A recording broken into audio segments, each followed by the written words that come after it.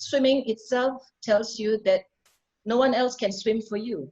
You have to swim yourself. So whatever the processes, whatever you have learned, it has to be your own. So your own initiative. You need to take the lead. As long as you have this fear, you will drown. If you think you will drown, you will drown. So you need to take lead of yourself. So I'd like to start with my first slide.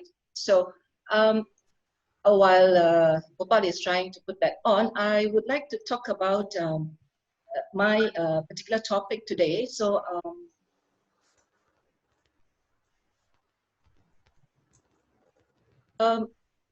it is something very important that people understudy. They do not research about this too much.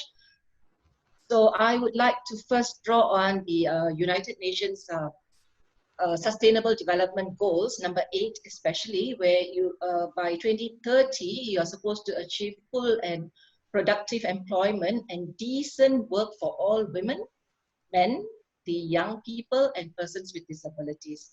And we are supposed to also encourage the formalization and growth of micro, small, and medium-sized enterprises and a decent job for all. But what happened was in 2020, okay, now, currently, we have a faceless enemy that has decided to show us a new normal. So all these aspirations and goals that have been actually put in place has now taken a new turn. So we are looking at prolonged lockdown. Initially, even when at home, taking this opportunity to have family time, etc. But people, were affected. So people watched, they waited, and then they became restless. So prolonged lockdown took its toll on many of these micro enterprises, and people like the farmers, the traders, daily wage earners, they were all facing a lot of problems. And so you can already see that hotels are closing businesses, the service sectors are facing problems, the industries, so many things are really in a difficult situation. Lately I watched a video on Dubai, and you only see 2 men sitting in the gold soup. Okay, I love gold, so in the gold soup, so you have only 2 men, the ones who are selling, the salesmen were sitting there. So the numbers actually speak for itself. If you take unemployment, for instance, there are already 600,000.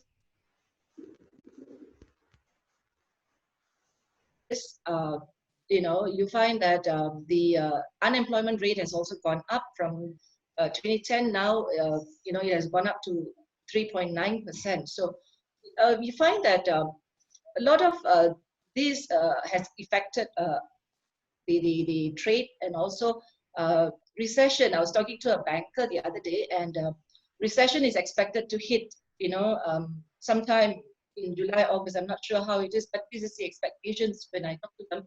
And they say that the GDP might even go dip down to -2. So -2% is quite, impactful. Okay, can I have the next slide, please? So UN has classified women as a vulnerable group.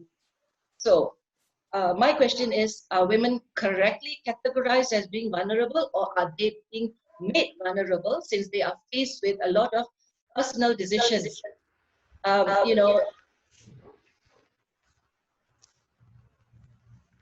Agents, they have restrictions in on mobility. There's prevention from taking on some leadership roles, for instance. And according to our Gandhiji as well,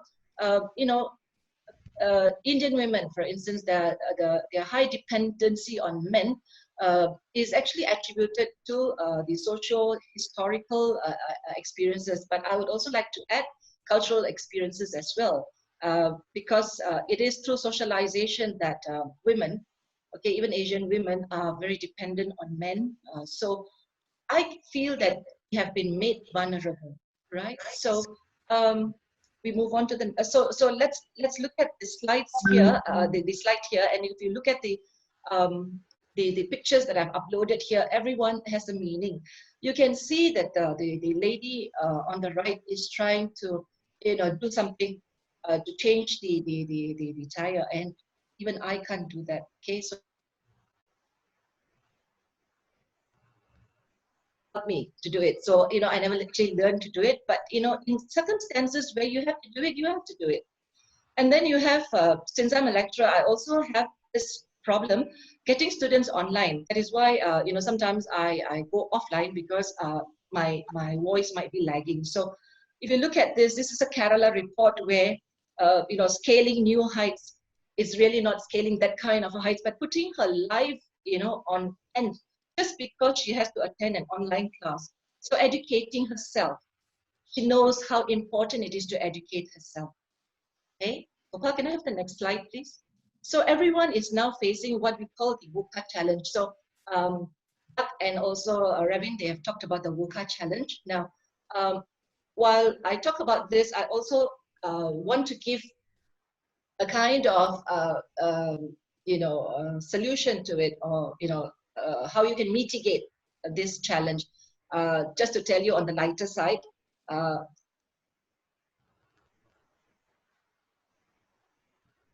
music challenge, storybook challenge, and then movie challenge. What is it? Okay, so a lot of challenges, but what about the VUCA challenge then? So it's an unprecedented crisis, and we are facing this volatile situation.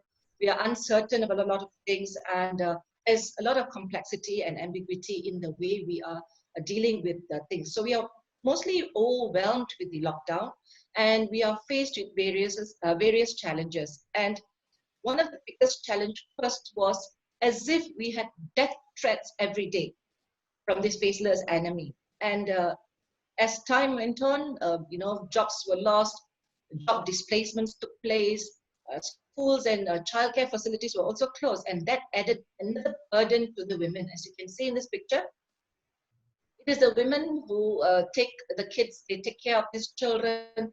Now, besides working from home, they also have to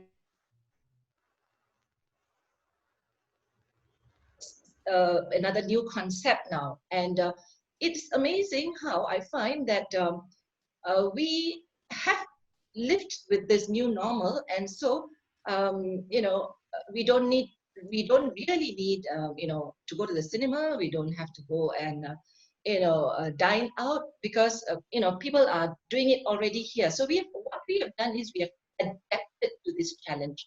So I would say that this has also caused a lot of uncertainty in terms of unemployment, which is the biggest problem among people these days. So lives and livelihoods are already affected very severely. Even senior level management have been given VSS. So these are all from what I have heard from close friends, and also the environment, the VUCA environment has meant giving a significant rise in adaptive challenges.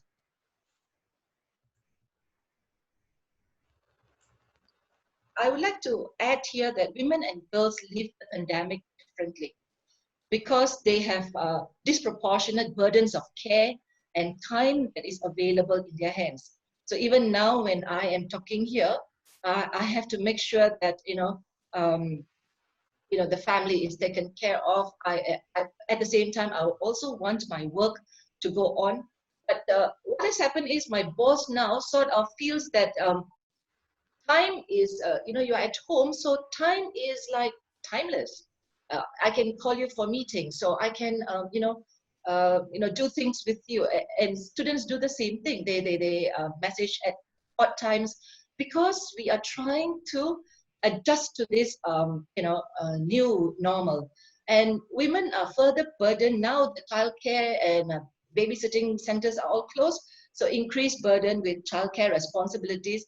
I was telling my family, I have actually, been cooking every day, etc. So talking about adapting to changes, yeah. So I also found, one of the very important things is babysitters and hairdressers should be classified now as essential services, because really that is one of the most important things that all of us are looking forward to. So in the face of a VUCA environment, women juggle modern challenges of life while playing traditional feminine roles. So this is something real, and in order to overcome this challenge, women must be agents of change. Now, having looked at some of the newspaper reports also, we have to also remember that some women face domestic violence and they are helpless because support services have now other priorities, that is to combat the COVID-19. So women must be the agents of change. They must have clarity of vision. So in a volatile situation, they must have vision to tackle volatile and plan things, change the uncertainty to understanding, seek to understand, act with respect always, consult others, listen to others, review and make informed decisions on actions, and change the complexity to something that is clearer. So clarity is important to ensure transparency in the information that you share.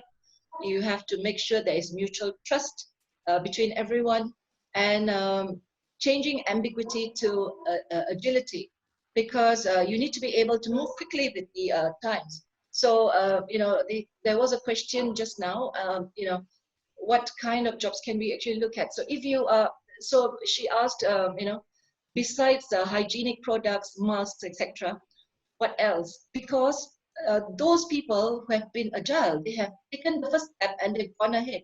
So if you take your time to make decisions, you take your time to make plans, you delay your actions,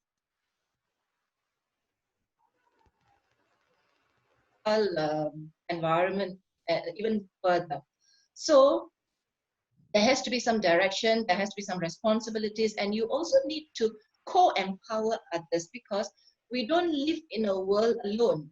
We have to depend on others as well. So codependency, co-construction of the situation. We have to empower others besides leading ourselves as well. So women need to empower themselves and self-lead. So that comes to the next slide, where I will talk about what self-leadership is. So self-leadership really refers to being self-aware, setting goals for yourself, honoring yourself, which is really very important, because we have to love ourselves to be able to lead others. And we have to be actively rejecting pessimism. So when people put you down, when people pull you down, you have to be the change, okay? Show people the change that you want the world to see. And you also want to as well. So these are very important things that self-leadership is. It's about empowering yourself through leading yourself. So coming to the next slide, I will talk about the 4 pillars of self-leadership. So Gopal, can I have the next slide? So the first one, okay, is self-discovery. So first we have to understand ourselves. Naturally, all of us have our own sets of beliefs and values that make us who we are. We have some guiding principles, we have some approach to life and in our relationships as well.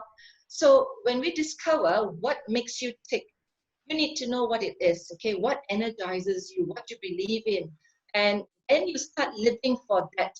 So as long as you live in other people's shadow, you do not know, what energizes you, then, you have to live out of it. So first and foremost, what is your interest? What do you spend your time on? So if you are a person,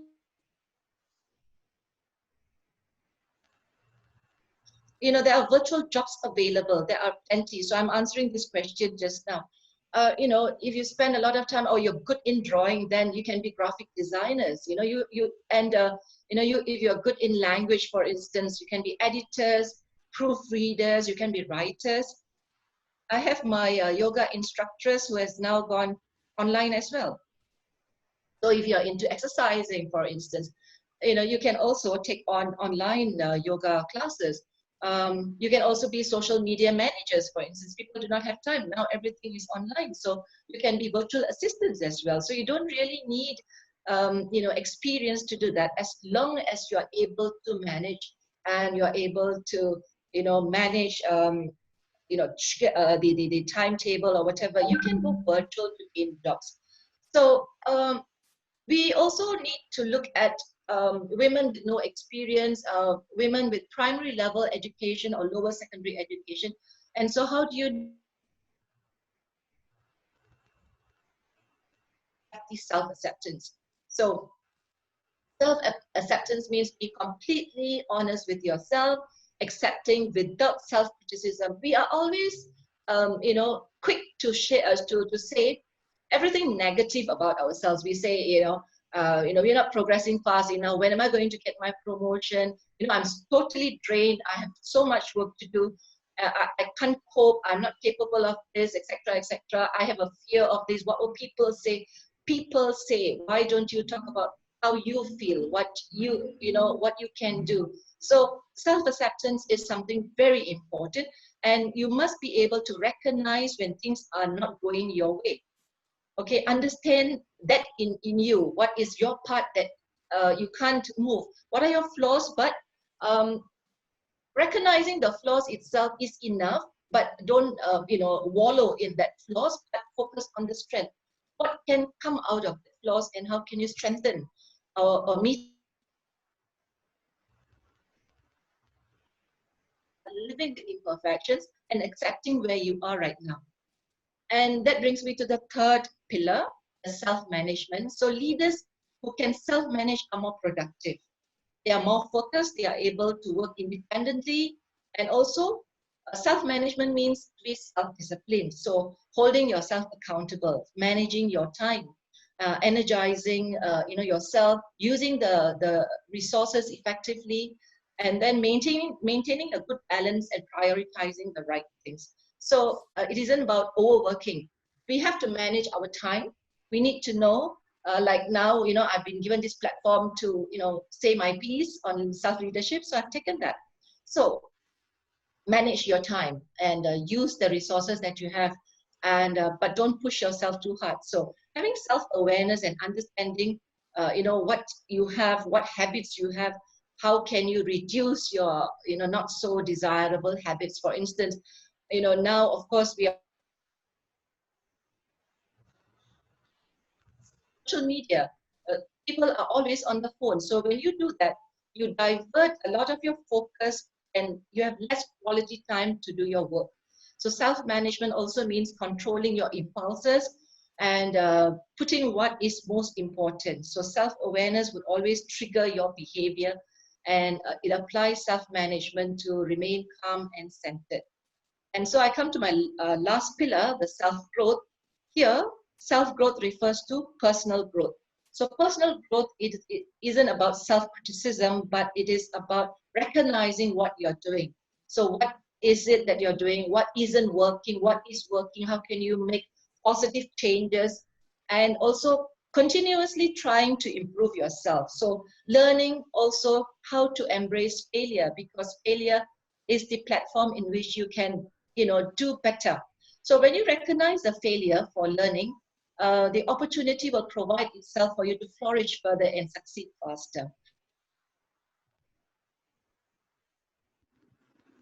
And social intelligence, I think Ravin brought this up. So emotional intelligence is about self-mastery. So how we handle ourselves, being aware of our feelings and also our passion, how we can manage our emotions and not let anything disrupt our focus or reflect, empathize and recognize other people's emotions at the same time, their feelings and how they are and how they see things and interact with us as well.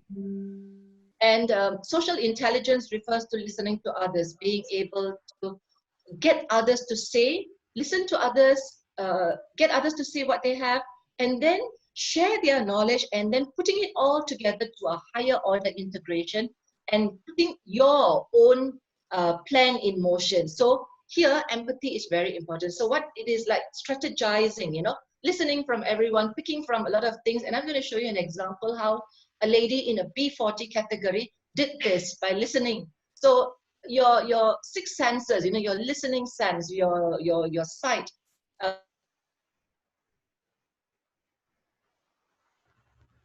it has to be very sensitive. So you have to go beyond what it is. And so you have to reboot thinking. You have to reboot your thinking, and you have to engage with yourself.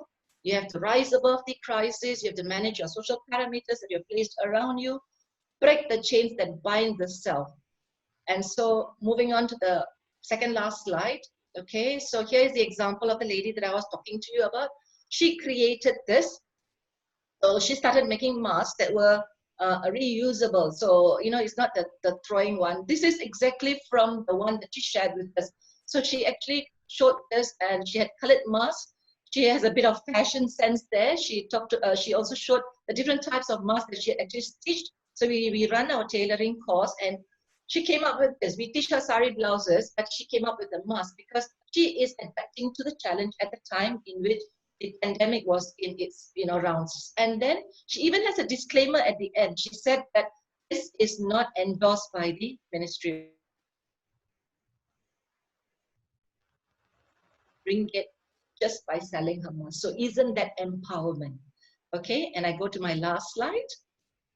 So what it has shown us is that we need to reflect, we need to strategize what we want our life to be, and realize the fragile nature of our existence. But life is the most difficult exam. Many people fail because they try to copy others, not realizing everyone has a different question paper. So educate yourself. And I would like to talk about how Gandhiji says, when you educate a man, you only educate that man. But if you educate a woman, you educate an entire family, an entire nation, in fact, okay? So developing a better sense of self is incredibly important, and you must navigate difficult situations with less stress and overcome negative emotions. And so a high level of emotional intelligence is really required. And I like to end my talk today by quoting Lao Tzu.